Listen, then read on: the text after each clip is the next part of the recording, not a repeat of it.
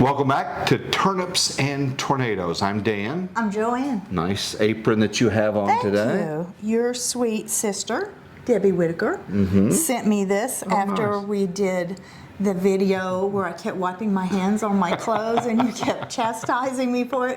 She was sweet and sent me an apron. So thank you, Debbie. Appreciate that as well. What's on the menu for today? We're going to make okra two ways. We're going to make it roasted naked like this, no breading, and then we're going to do a breaded fried okra. Okay, so we'll just kind of see how it goes. This okra from our garden.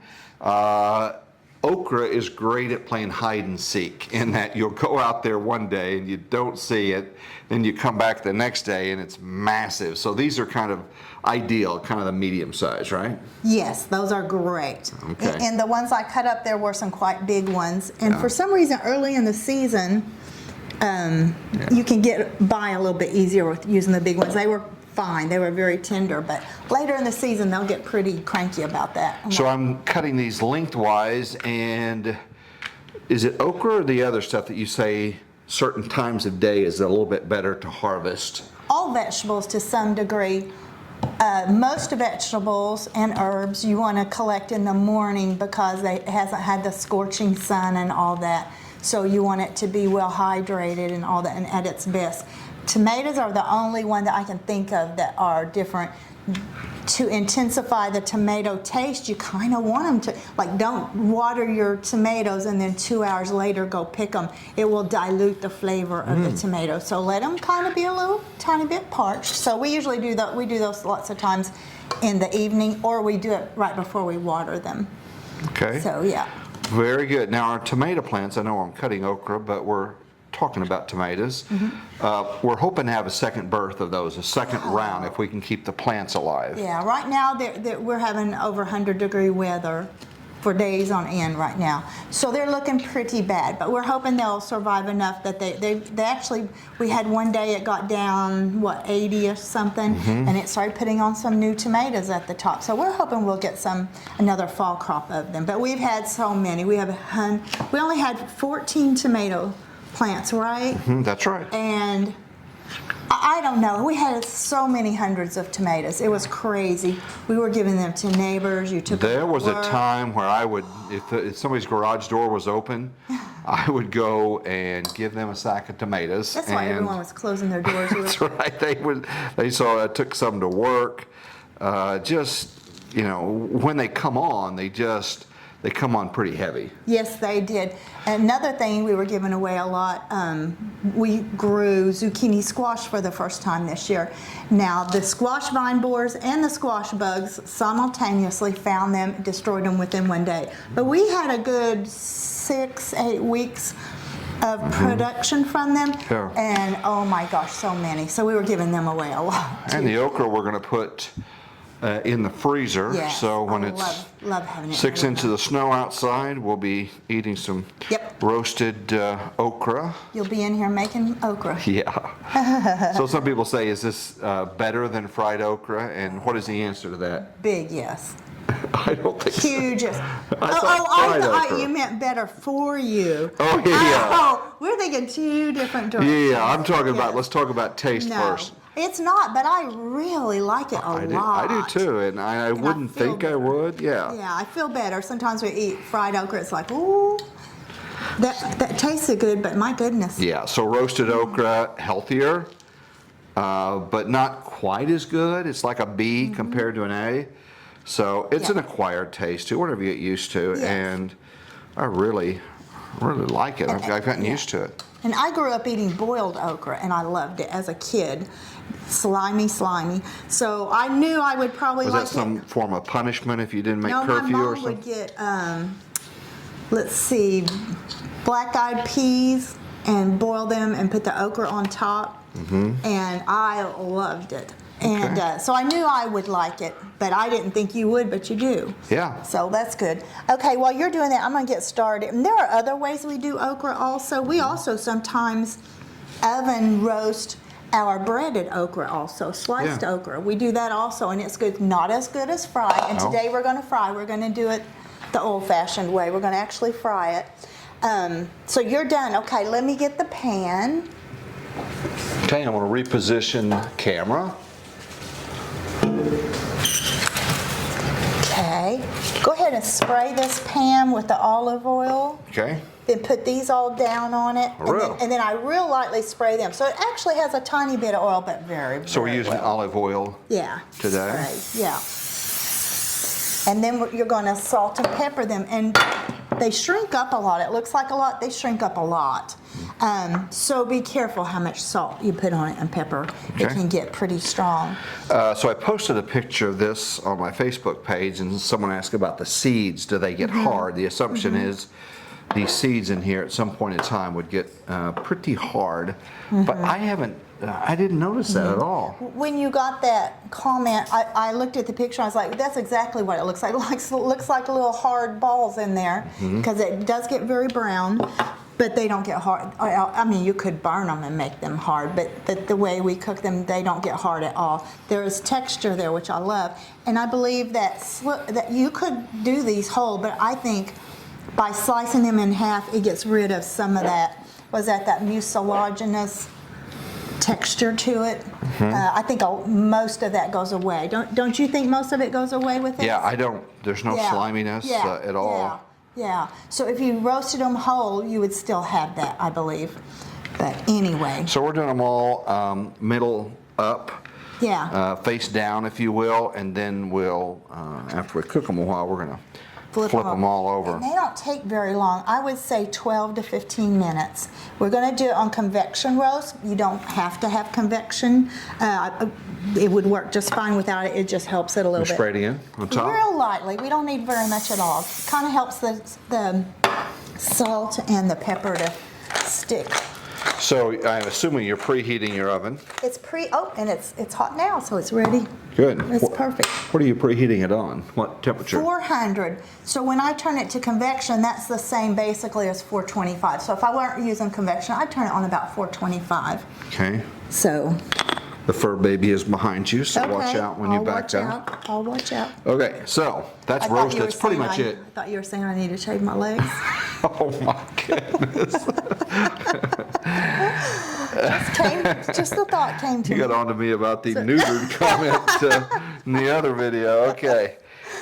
So these are basically done. We're going to put them in. At some point in time, we'll pull them out, flip them over, and put them back in. And that's pretty much done. 12, 15 minutes. We'll see the time. I'm going to set the timer on 15 minutes, if you would. All right. And we're going to let it go probably about 8, 9 minutes because it takes them a little while to get cooking. Sure. Flip them then, and then we'll check out when we're Sounds done. good. These have been in here for about 13 minutes. So we're probably going to go over the 15 minutes total. And I'm going to turn every one of these. I know that sounds like kind of a pain, but it doesn't take very long, really.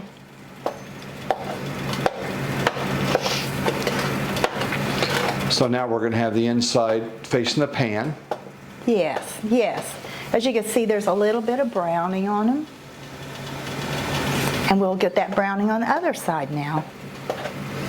It always looks like so much, and then after they cook, they shrink up so much that it's always surprising.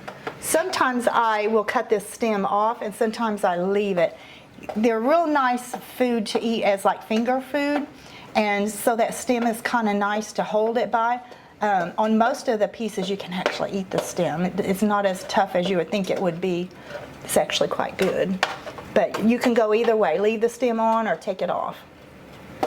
Looks more like okra with it on, I think, also. So very few ingredients in this thing. Yeah, so healthy. They would be good with some kind of dip, too. We never do that. We just eat it plain. We're usually eating it as a side dish with other things. But it'd be a nice appetizer with a dip. Okay, we're going to go back in. I'm going to check them after probably about 6 minutes. Set the timer. Okay, we'll be back and check them here in a minute.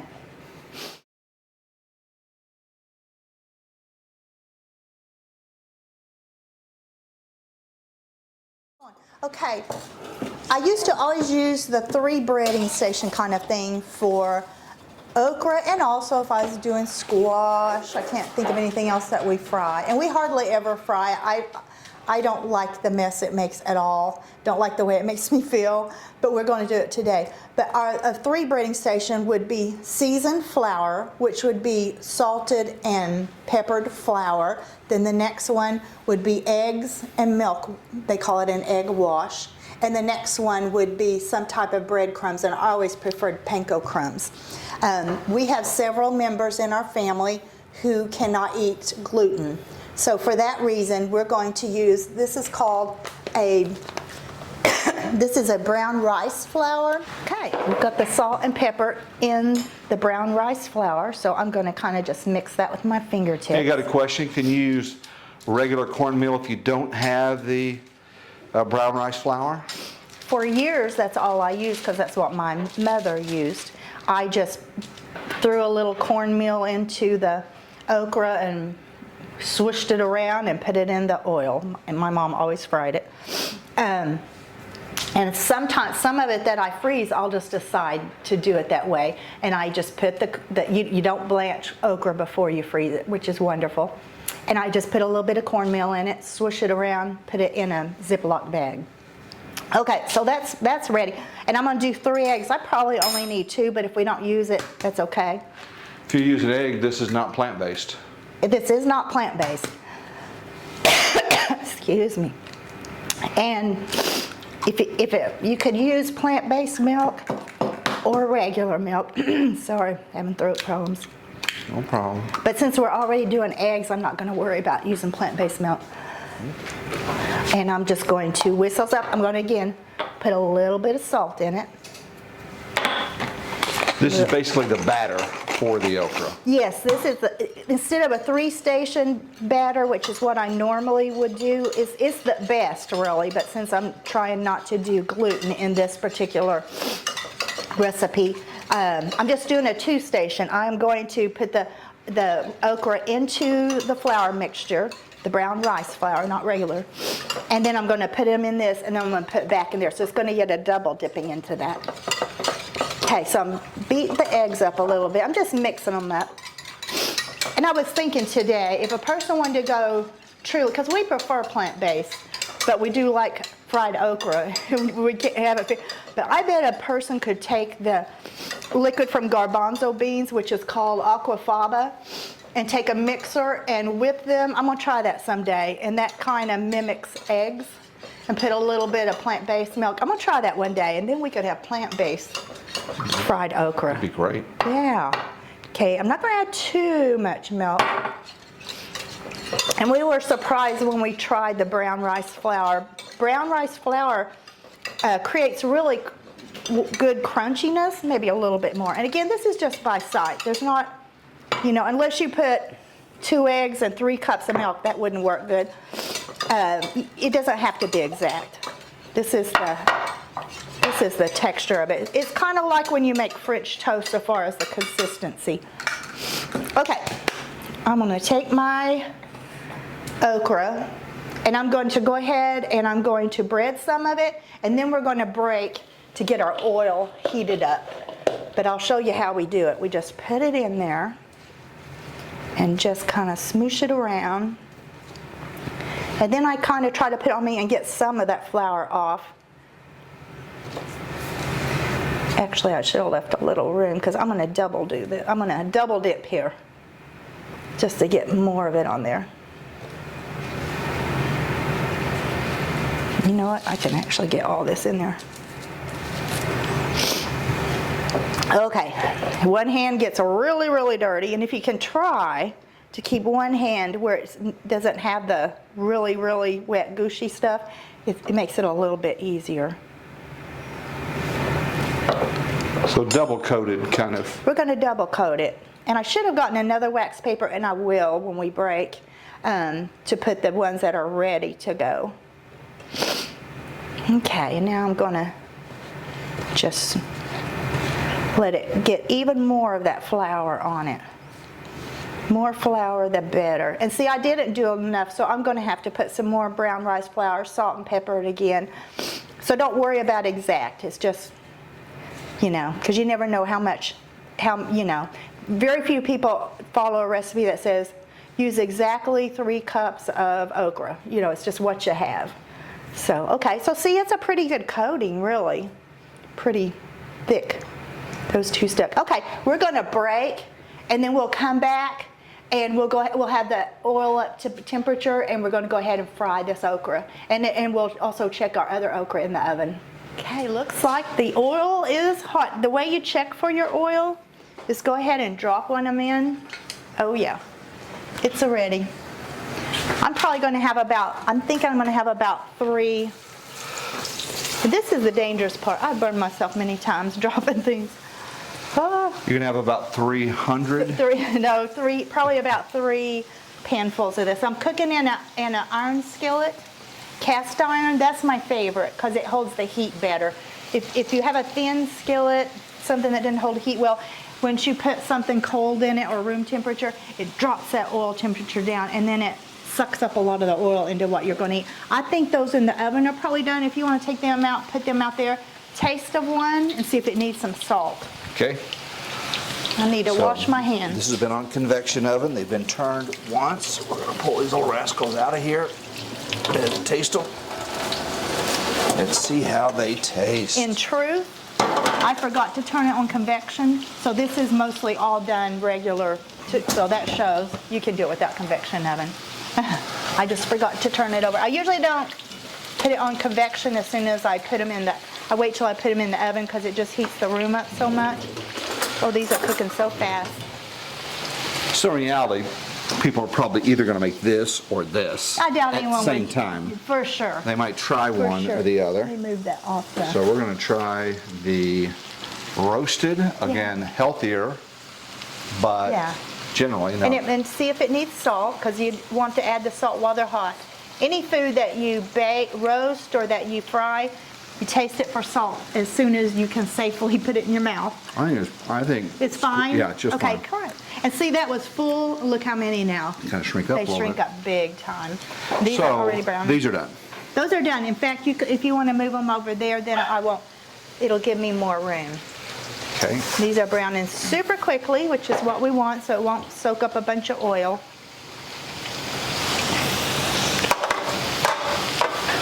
What kind of oil is that? I'm using vegetable oil today. Sometimes I use coconut oil.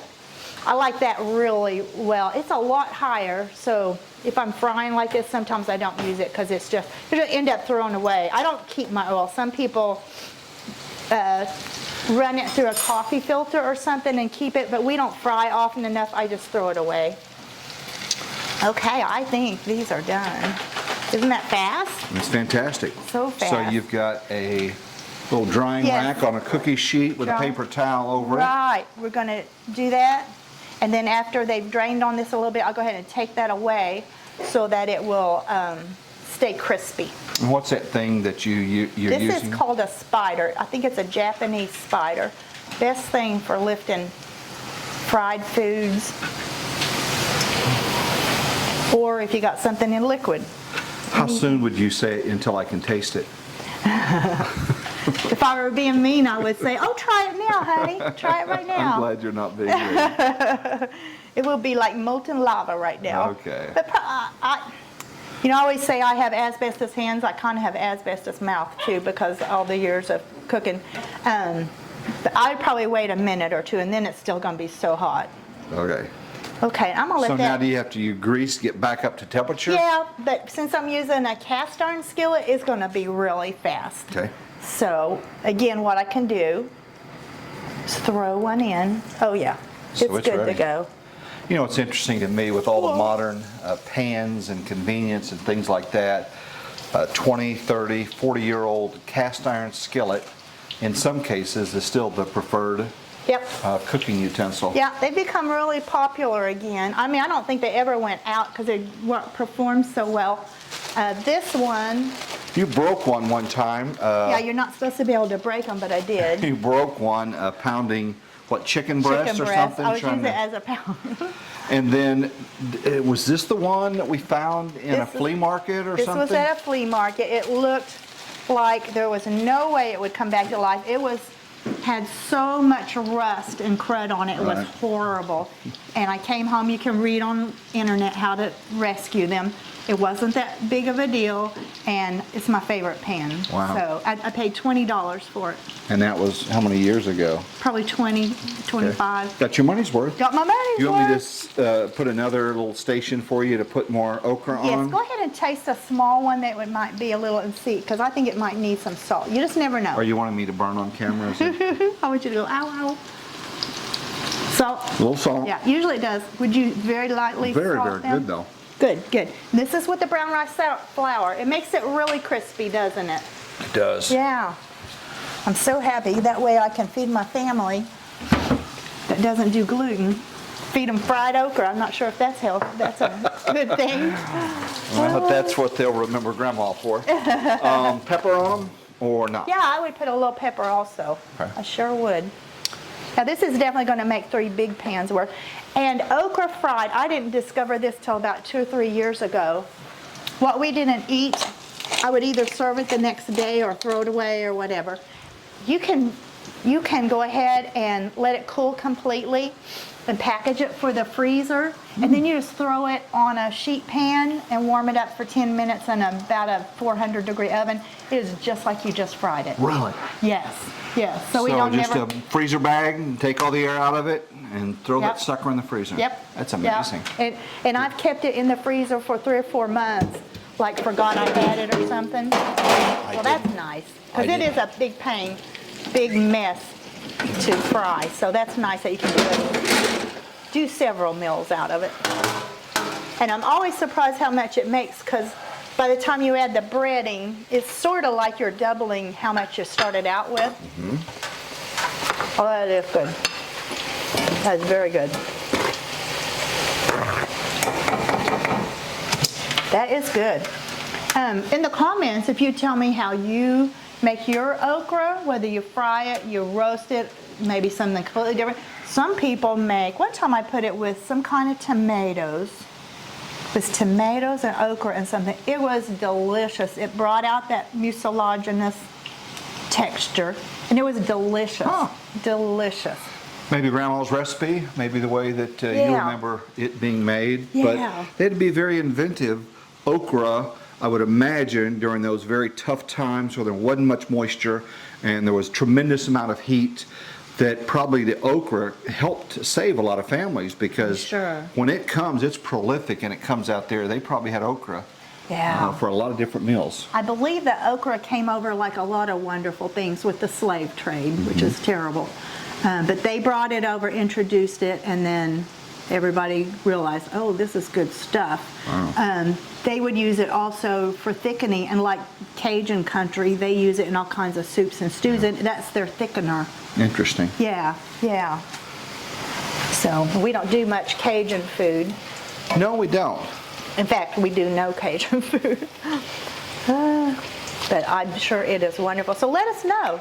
Give us some good ideas for okra, because our okra has really just started. It's kind of late this year, and man, there's a lot of okra now. And here in Oklahoma, we'll have a good 2 months still, so we'll have so much okra.